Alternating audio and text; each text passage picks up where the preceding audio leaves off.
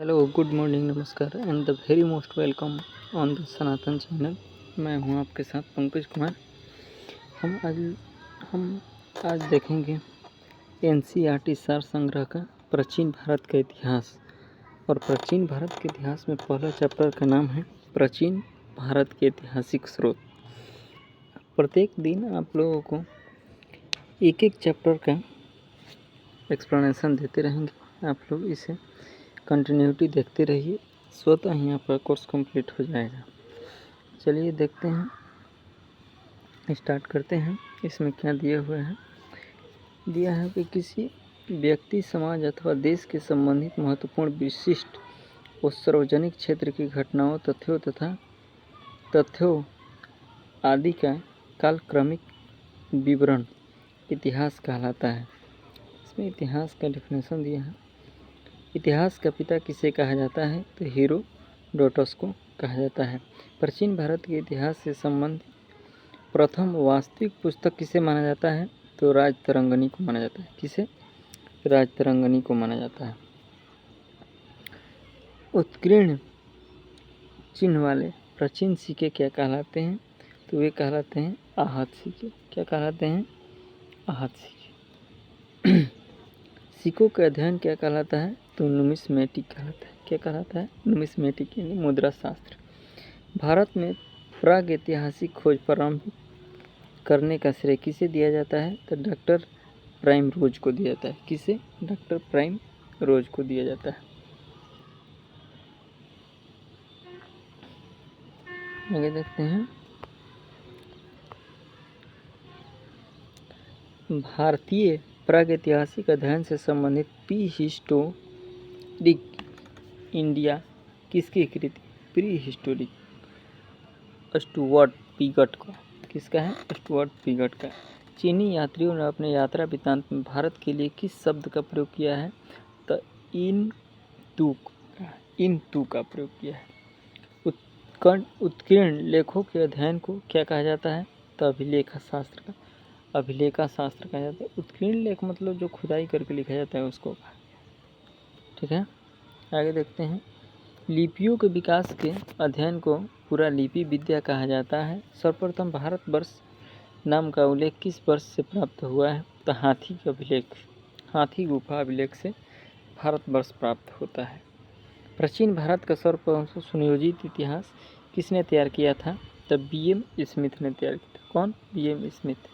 अब देखते हैं इतिहास का काल कितना है, कब से कब तक रहा है। तो इसमें दिया है सर्वप्रथम प्रागैतिहासिक काल, जिसे प्री हिस्टोरिक पीरियड कहा जाता है। दूसरा का है अदैतिहासिक काल और तीसरा का है ऐतिहासिक काल। प्रागैतिहासिक काल का समय है मानव की उत्पत्ति से लेकर 3000 ईस्वी पूर्व तक। कब से कर? मानव की उत्पत्ति से लेकर 3000 ईस्वी पूर्व तक। अदैतिहासिक काल का है 3000 से 600 ईसा पूर्व तक। और ऐतिहासिक काल का है 600 ईसा पूर्व से आगे तक। और प्रागैतिहासिक काल को पुरातात्विक साक्ष्य अध्ययन का एकमात्र स्रोत लिखित साक्ष्य उपलब्ध नहीं था। इसमें क्या था? लिखित। इसमें पुरातात्विक साक्ष्य था, खुदाई वगैरह मिलता था, लेकिन लिखित साक्ष्य कहीं नहीं। अदैतिहासिक काल में लिखित साक्ष्य तो मिला, लेकिन अपठनीय रहा, इसे पढ़ा नहीं गया। और ऐतिहासिक काल में पुरातात्विक भी मिला, साहित्यिक भी मिला, इसे पढ़ा भी गया। ठीक है, आगे देखते हैं। प्राचीन भारतीय इतिहास को जानने के लिए किन स्रोतों का प्रयोग किया जाता है? तो धार्मिक ऐतिहासिक स्रोत का। कौन सा? धार्मिक ऐतिहासिक स्रोत, ग्रंथ, पुरातात्विक साक्ष्य तथा विदेशी विवरण, ये चीज़ मिलते हैं। ब्राही लिपि में सर्वप्रथम किस विद्वान ने पढ़ा था? जेम्स प्रिंसेप ने 1837 ईस्वी में पढ़ा था। भारत के प्राचीनतम ग्रंथ वेदों का संकलनकर्ता किसे कहा जाता है? तो उसे वेद व्यास को, महर्षि कृष्णद्वैपायन वेद व्यास को कहा जाता है। पौराणिक मान्यता के अनुसार भारत के प्राचीन राजा कौन थे? वैवस्वत मनु थे। कौन थे? वैवस्वत मनु। वायु पुराण में किस वंश का उल्लेख है? तो गुप्त वंश का उल्लेख है। कौटिल्य के अर्थशास्त्र के से किस वंश के इतिहास की जानकारी मिलती है? तो मौर्य वंश की। जैन धर्म का प्रारंभिक इतिहास किस ग्रंथ से प्राप्त होता है? तो कल्पसूत्र से प्राप्त होता है। दिया है नोट में कि भारतीय पुरातात्विक सर्वेक्षण यानी कि आर्कियोलॉजिकल सर्वे ऑफ इंडिया सांस्कृतिक मंत्रालय के अंतर्गत संगठन है। पुरातात्विक संस्कृति होता है तो सांस्कृतिक मंत्रालय के द्वारा। अगला पेज देखते हैं। मत्स्य पुराण किस वंश से संबंधित है? तो अध सातवाहन वंश से संबंधित है। किससे? अध सातवाहन वंश से।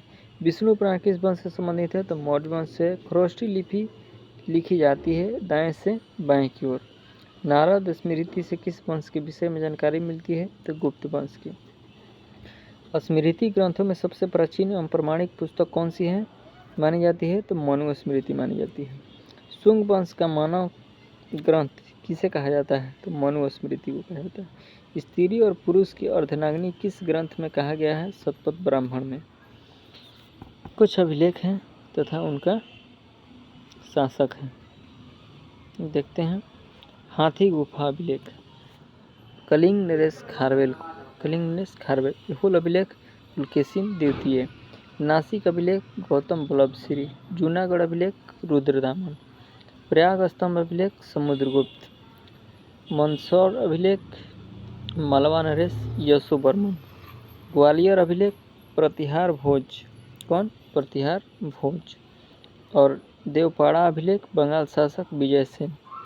भीतरी एवं जूनागढ़ अभिलेख स्कंदगुप्त। भीतरी एवं जूनागढ़ स्कंदगुप्त। ठीक है, देखते हैं। महाभारत का प्रारंभिक उल्लेख शाश्वलायन गृह सूत्र से मिलता है। प्रारंभ में इसमें मात्र 8800 श्लोक थे और इसका नाम जय संहिता था। कुछ समय पश्चात बढ़कर 24,000 श्लोक हो गया। भारत नाम पड़ा, भारत नाम से प्रसिद्ध हो गया। अंत में 1 लाख श्लोक के कारण सतसाहसी ग्रंथ संहिता महाभारत कहा गया। ठीक है। पुरालेख विद्या से क्या अभिप्राय है? शिलालेखों का अध्ययन पुरालेख विद्या कहा जाता है। पुरावशेष का महानतम अन्वेषण किसे माना गया है? डार्विन को माना गया है। इब्न बतूता यात्रा वृत्तांत किस नाम से है? तो ये रेहला एक पुस्तक है जो कि इब्न बतूता ने लिखा है। ह्वेनसांग ने किस विश्वविद्यालय में बौद्ध धर्म का अध्ययन किया था? तो नालंदा विश्वविद्यालय में अध्ययन किया था।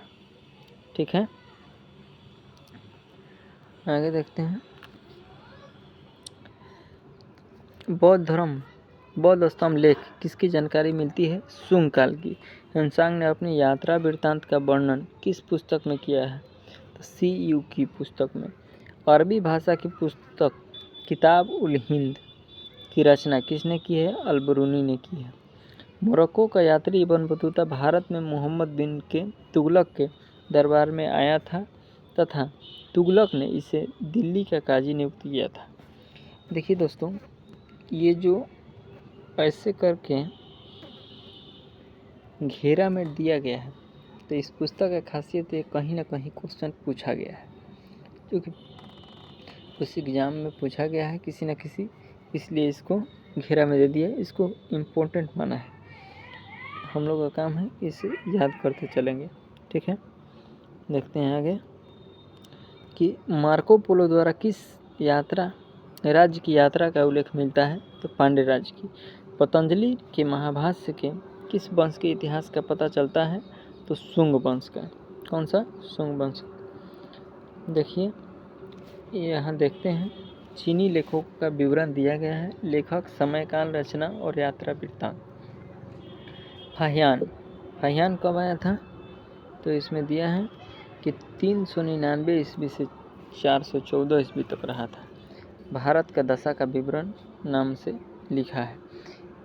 यह प्रथम चीनी यात्री था जिसने चंद्रगुप्त द्वितीय विक्रमादित्य समय भारत की यात्रा की थी। इसने गुप्त काल में वस्तु विनिमय का माध्यम कौड़िया तथा चंद्रगुप्त मौर्य के राजप्रसाद यानी राजमहल को देवनी निर्मित बताया है। ह्वेनसांग 629 से लेकर 645 ईस्वी तक रहा था। यह पुस्तक लिखा CU की यानी पश्चात संसर्ग के लेख CU की। ह्वेनसांग सम्राट हर्षवर्धन के समय में भारत आया था। इसने हर्ष के शिलादित्य की उपाधि से विभूति किया। इसे यात्रियों के राजकुमार, शाक्य मुनि नीति का पंडित कहा जाता है। उसके बाद है इति सिंह। इति सिंह 673 ईस्वी से लेकर 675 ईस्वी तक भारत में रहा था। प्रसिद्ध बौद्ध भिक्षुओं की आत्मकथाएं हैं। चीनी बौद्ध यात्री जो नालंदा विश्वविद्यालय में अध्ययन कर रहा था। सती प्रथा का प्रथम अभिलेख साक्ष्य 510 ईस्वी में भानुगुप्त आयरण अभिलेख 2 चीज में मिलता है। ठीक है, सती प्रथा का सबसे पहले का साक्ष्य कहाँ मिलता है? भानुगुप्त और आयरण अभिलेख में। तो यहाँ पर ये समाप्त हुआ प्राचीन भारत के ऐतिहासिक स्रोत। इतना कवर कर लिए तो कोई एग्जाम नहीं छूटेगा। चलिए, आपसे निवेदन है कि आप इसको लाइक करेंगे, सब्सक्राइब करेंगे और शेयर करेंगे। आगे आपको मिलते हैं हम नेक्स्ट वीडियो में। Thank you.